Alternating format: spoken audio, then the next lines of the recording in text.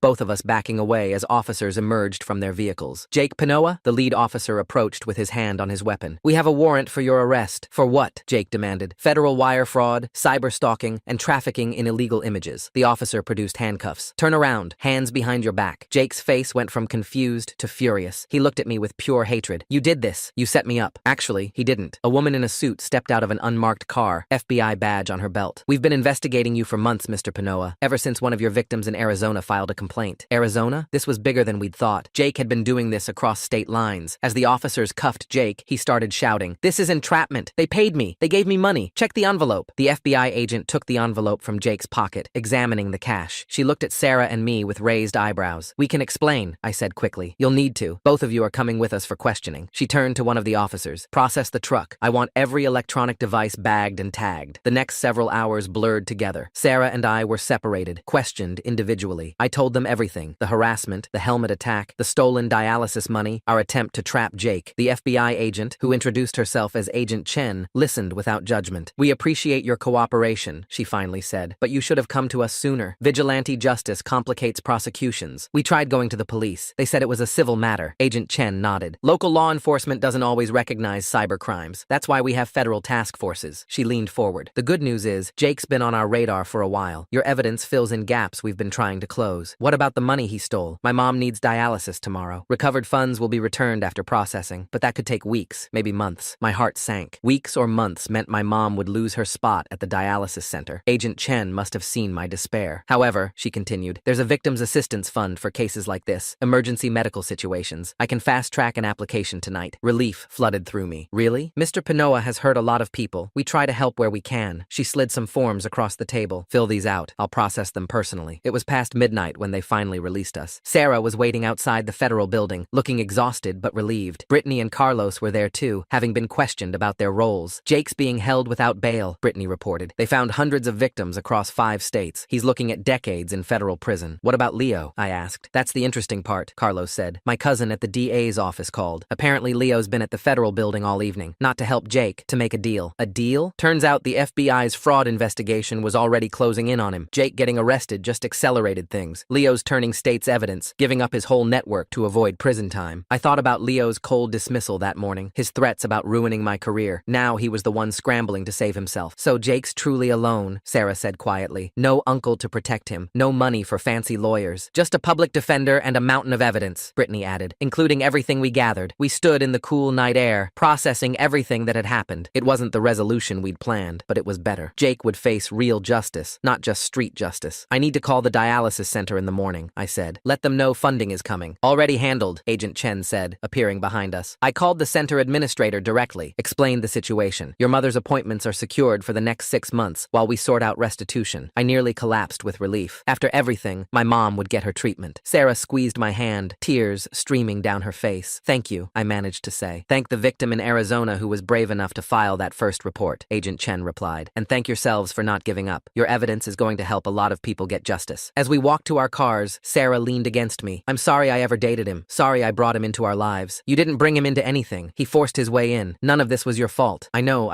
she paused. I'm glad it's over. Really over. But it wasn't quite over. There would be trials, testimony, more questions. Stepsister stole my dad's expensive watch and blamed me, making him kick me out at 17. My grandpa found out the watch was in a pawn shop after 4 years and exposed her. So, this all started when I was 17. I'm currently 21F.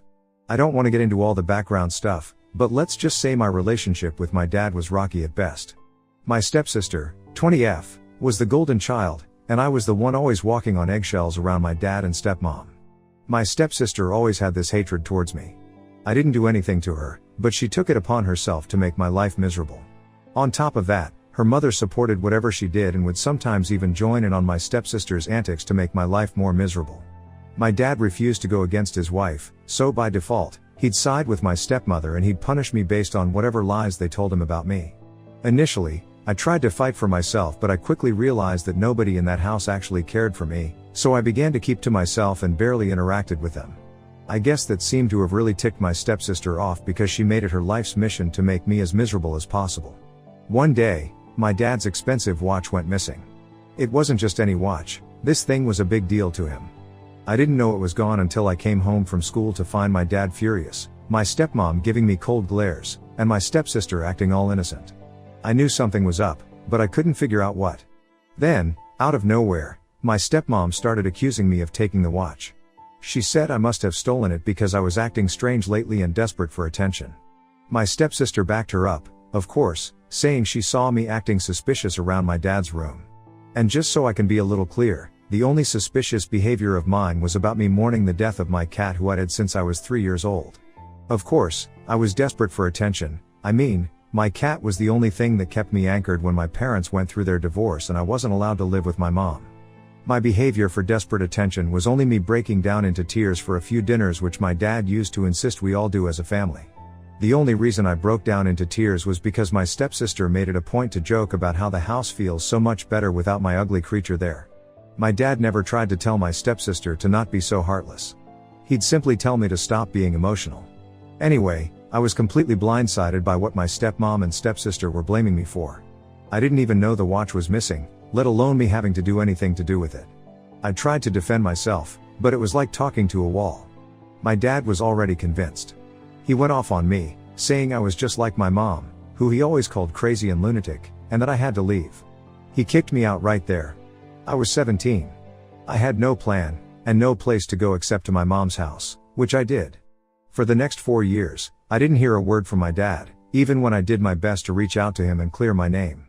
Not a text, not a call. Nothing. I knew in my heart that I didn't take that watch, but they didn't care. My stepsister and stepmom had pinned it all on me, and my dad just went along with it. It hurt me a lot that he just accepted their version of the story without even trying once to cross-check with me if that was the case. I tried to move on and focus on rebuilding my life and trying not to think about how betrayed I felt. My mom, who is not very mentally stable and needs a lot of attention, pretty much consumed my life. If there was one positive outcome of the whole situation, it was that I got to spend proper time with my mom. I managed to graduate high school and then college as well, and my dad was absent from both events. It hurt a lot, but as the days went by, the pain decreased little by little. Fast forward to a few weeks ago. My grandpa was turning 75, and despite everything, I was invited to his birthday party at this farmhouse he had rented for the day. I wasn't sure if I wanted to go at first because I knew my dad, stepmom, and stepsister would be there. But Grandpa and I had always been close. He was there for me when my dad kicked me out. He lived in a retirement home, so he couldn't really help me out in terms of a place to stay, but he did help me out a lot financially. He was also my best friend and we got along like a house on fire. So, I knew I couldn't miss such a big milestone for him. I decided to just suck it up and go. When I walked into the party, I immediately felt all the old tension come back. Seeing my dad again after 4 years, sitting with my stepmom and stepsister like nothing had ever happened, made my stomach churn. I kept my distance, but I will admit that every single time I happened to look over at either my dad or my stepmom and stepsister, I felt this huge lump in my throat and I had to physically fight back my tears. I did my best to mostly hang out with other relatives and avoid any interaction with them. My stepsister didn't even look at me, and my stepmom had this smug look on her face, which made me feel even worse. I wanted to do nothing more than walk over and confront them in front of everybody. But I knew that I couldn't ruin a day that was meant to celebrate my grandpa. I was just trying to get through the party when something totally unexpected happened. At some point, my relatives and all of Grandpa's friends began chanting and asking my grandpa to give a toast considering it was his day. Grandpa agreed and stood up. He started off by thanking everyone for coming and talked about how he was so blessed to have lived for so long and that he had a lot of wonderful memories with every single person present that day. But then, out of nowhere, he started talking about my father's missing watch. He said he had recently found out what really happened to it, and that it had been stolen by my stepsister. I'm not even lying when I say that I actually felt my heart stop. Grandpa explained that just a week before the party, he had been talking to an old friend who owned a pawn shop. They were reminiscing about old times, and somehow, my dad's missing watch came up. Grandpa's friend mentioned that a few years back, someone had come into his shop to sell a very similar watch. Grandpa showed him a picture of it, and sure enough, the guy remembered it right away. He had taken down the name and ID of the person who sold it, which turned out to be my stepsister. After a little prodding from my grandpa, his friend told him that my stepsister had been in such a panic about why she was selling the watch, that she had told his friend the exact reason why she was pawning off such an expensive watch. She even told him that she would have her mother come up with something so she wouldn't get in trouble with me dad. Turns out, my stepsister had sold the watch to cover some car expenses back then. She'd gotten into a minor accident because she had been drinking, and completely wrecked the front of her car. So, instead of asking for help, she stole my dad's watch and pawned it off. I highly doubt that the repair of her car cost as much as she sold it for, so I have no idea what she used the rest of that money on. Anyway, she knew if my dad found out, she'd be in serious trouble, so she and my stepmom made up the story about me stealing the watch. When my grandpa's friend initially confirmed that my stepsister was the one who sold him the watch, my grandpa couldn't believe it. But grandpa did some more digging and managed to figure out that his friend was telling the truth. Grandpa also revealed that he had debated whether or not to say anything right away, but he decided to wait until his party so he could reveal everything while the whole family would be there. He wanted to confront my dad, my stepsister, and my stepmom all at once in front of everyone so he could humiliate all of them and clear my name. As soon as grandpa finished his toast, the entire room went dead silent. My dad's face turned pale, and my stepsister just froze. My stepmom looked like she had seen a ghost. I didn't know what to feel. Part of me wanted to scream, part of me wanted to cry, but mostly, I just felt numb. It was like all the pain and anger I had been holding on to for the last 4 years just came rushing back at once. I didn't stick around for the fallout. After grandpa dropped that bombshell, I quietly left the party. I couldn't handle seeing my dad's reaction or whatever was about to happen next. I just needed to get out of there and process everything on my own. I walked out feeling vindicated but also incredibly sad. I had waited so long to be proven innocent, but now that it happened, I didn't feel the relief I thought I would. Instead, I just felt empty. My grandpa came over to my place the next morning to check in on me. He was genuinely worried that he had done something wrong by bringing my family drama up in front of our entire family and his friends, but I assured him that I was very grateful for what he did for me. He told me that he understood how I might be feeling and told me not to rush into any decision regarding my father. He told me that he'd have my back no matter what my father or his family say about me, and also he'd support me regardless of whatever decision I made regarding where I stand with my father. Now, I don't know what to do. My dad has been trying to contact me nonstop since the party. Initially, most of his texts and voice messages were him apologizing and asking for forgiveness. He was saying that he was wrong and that he wanted to make things right. Then they slowly started becoming about how I had apparently brainwashed his father and tried to ruin his relationship with my stepmother. Of course, that hurt a lot. I mean, is there any way that this man would choose me over his rotten wife and daughter? Sorry that was mean, but I don't know what to do with how I feel. My dad is still asking to meet me and talk about everything that happened, and I don't know what to do. I don't think that my dad will apologize for anything, especially after his last few texts about me brainwashing grandpa. But on the off chance that he does apologize, I don't know if I can ever trust him again. It's been 4 years of feeling like I didn't matter to him, that he could just toss me aside like that. As for my stepsister and stepmom, I haven't heard a word from them, and honestly, I don't want to. They ruined my relationship with my dad and turned my life upside down. I don't think I could ever forgive them for that. So, either for not wanting to see my dad or to forgive my dad and for still feeling bitter about everything that happened.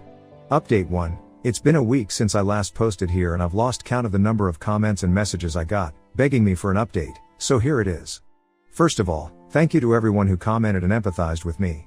Thank you for all the advice and your criticisms also. It's crazy how many people actually cared about what I was going through. A lot of you told me to go no contact with my dad, while others suggested giving him a chance to explain. Well, I ended up deciding to meet with him, even though my gut was screaming not to. I don't really know why I agreed to it. Maybe I just wanted closure. Maybe I wanted to give him the benefit of the doubt, though I wasn't sure if he deserved that. But deep down, there was a small part of me that hoped that he'd finally show some real remorse and prove that he was sorry for what he did. So, I texted him back and agreed to meet at a cafe we used to go to when I was younger. I figured it was a good neutral ground. When I walked in, I saw him sitting there, looking kind of nervous. It was weird seeing him after so long, especially after everything that went down at Grandpa's party. For a second, I thought maybe things could go back to how they used to be, but that feeling didn't last long. He started by apologizing, saying he knew he'd messed up and that he was sorry for believing my stepmom and stepsister. He talked about how hard it's been for him since the truth came out, and how he feels like he failed as a father. At first, I was starting to soften. I thought that there was a tiny chance of us being able to at least try to rebuild some kind of relationship. But then, things took a turn. He went on this long rant about how he'd been under so much pressure back then, and that he didn't know what to believe. Which, I mean, okay, I get it, but that doesn't excuse how he tossed me aside for 4 years. Then he began to actually accuse me of manipulating Grandpa. He said that he wasn't entirely convinced I didn't somehow stir the pot to make Grandpa turn against him and embarrass his family in front of everyone. I was so shocked by my dad's accusation that I couldn't even say anything initially. I mean, the guy basically admitted he still didn't fully trust me. I couldn't believe what I was hearing. I just sat there and stared at him, while I tried to process how he could say something like that. All those texts about him wanting to make things right, and now he wanted me to apologize? At that point, I started to realize this meeting was a huge mistake.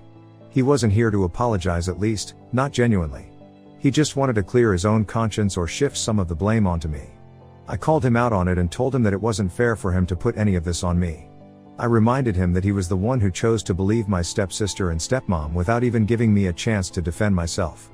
But instead of taking responsibility, he doubled down, saying I was being unfair to him, and that it wasn't his fault because they, meaning my stepmom and stepsister, had tricked him. He even suggested that maybe I should forgive them because family is family. That was it for me. I couldn't listen to any more excuses.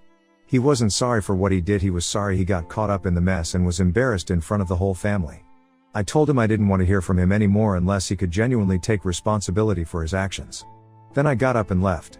Since that meeting, I've felt weird, at least that's the best way I can put it.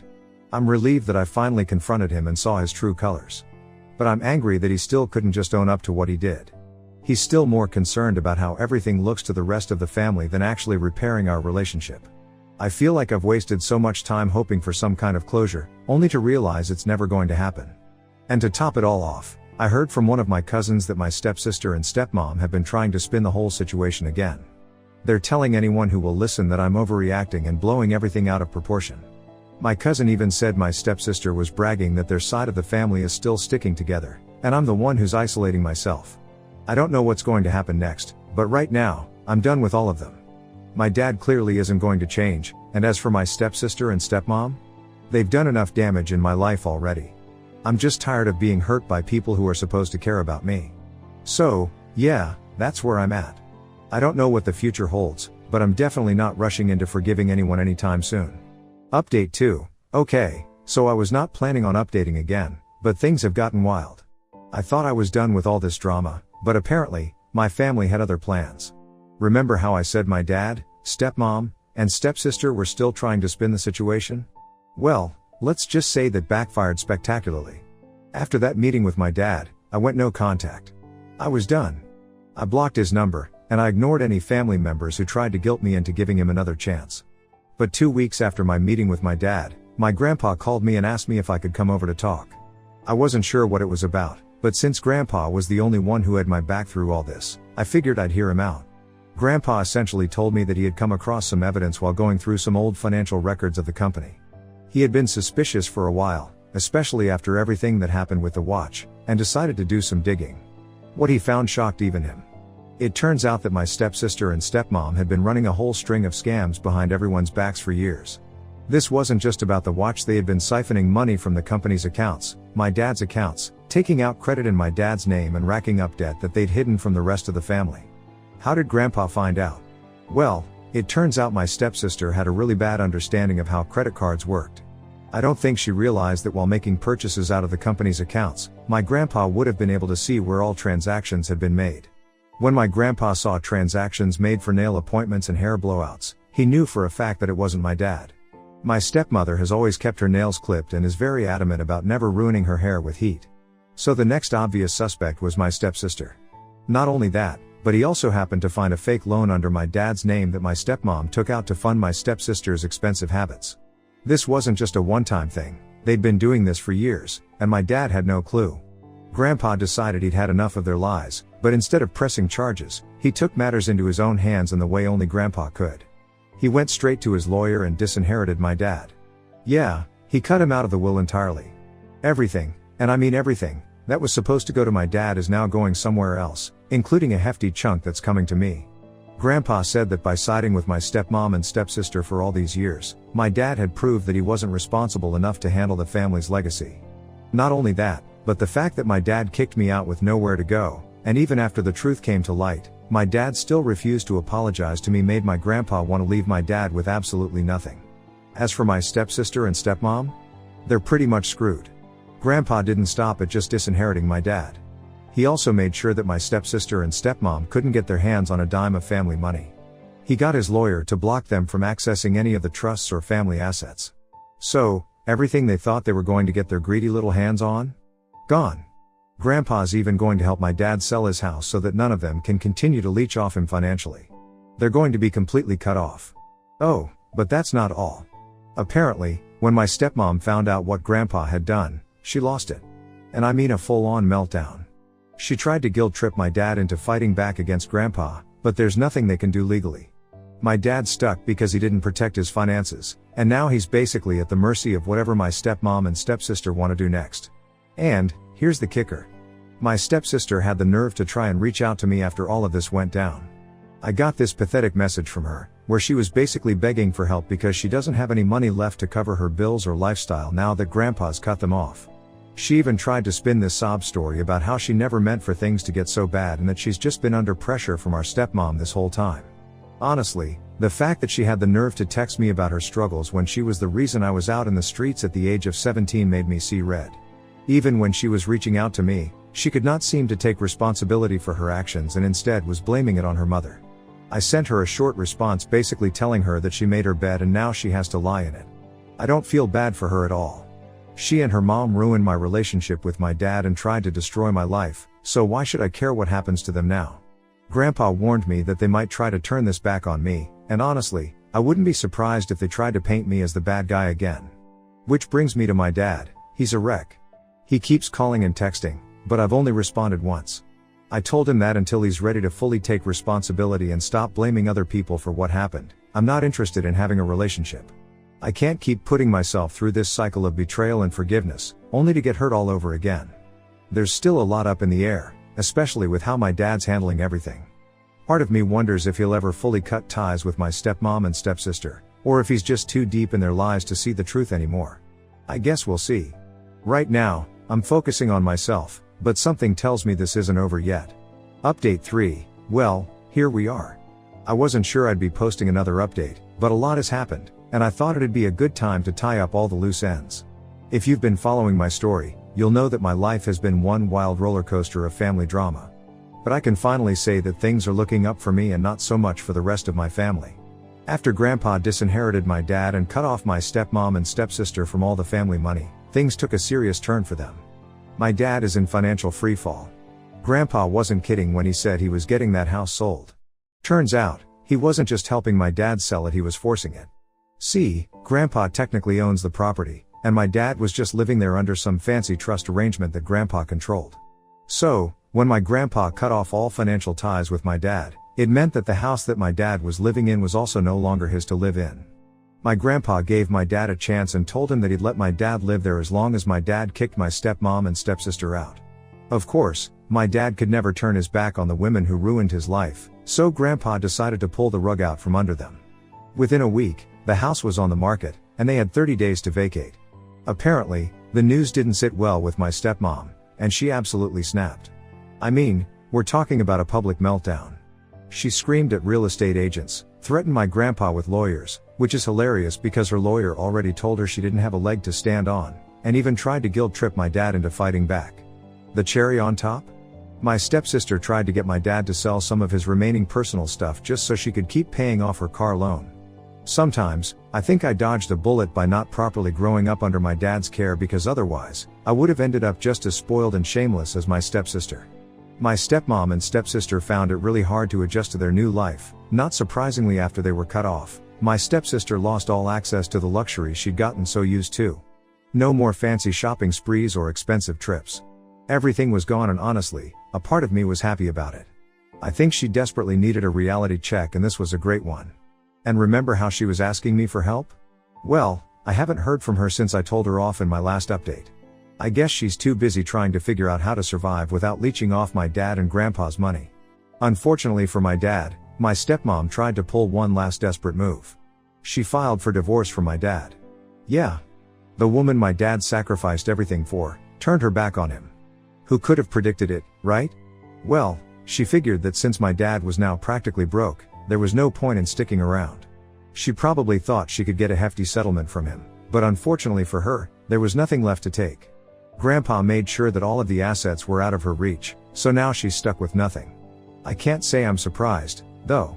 She was always in it for the money, and once that dried up, she bailed. As for my dad, I haven't spoken to him since I told him I wasn't ready to have a relationship unless he took full responsibility for everything. And honestly, I think it's going to stay that way for a while. He's still living in denial, clinging to this idea that it's somehow my fault or Grandpa's fault for how things turned out. He refuses to see how he let himself get manipulated by my stepmom and stepsister. Until he can own up to his part in all of this, I don't see us having any kind of relationship. It sucks, but I've made peace with it. Grandpa, on the other hand, is doing great. He's been a rock for me through all of this, and we've grown even closer since everything came to light. We've talked a lot about the future, and he's made it clear that he wants to make sure I'm taken care of, especially after everything I've been through. So yeah, I guess this is the end of the road for this saga. My dad, stepmom, and stepsister are finally facing the consequences of their actions, and I'm moving forward with my life. I'm in a much better place now, both financially and emotionally, and I have no intention of letting any of them drag me down again. It's been a wild ride, but I'm proud of where I've ended up. Thank you to every single person who took time out of their day to leave comments and help me out. I hope to come back here one day, maybe 5 years down the line, and tell you all about how much better my life has gotten.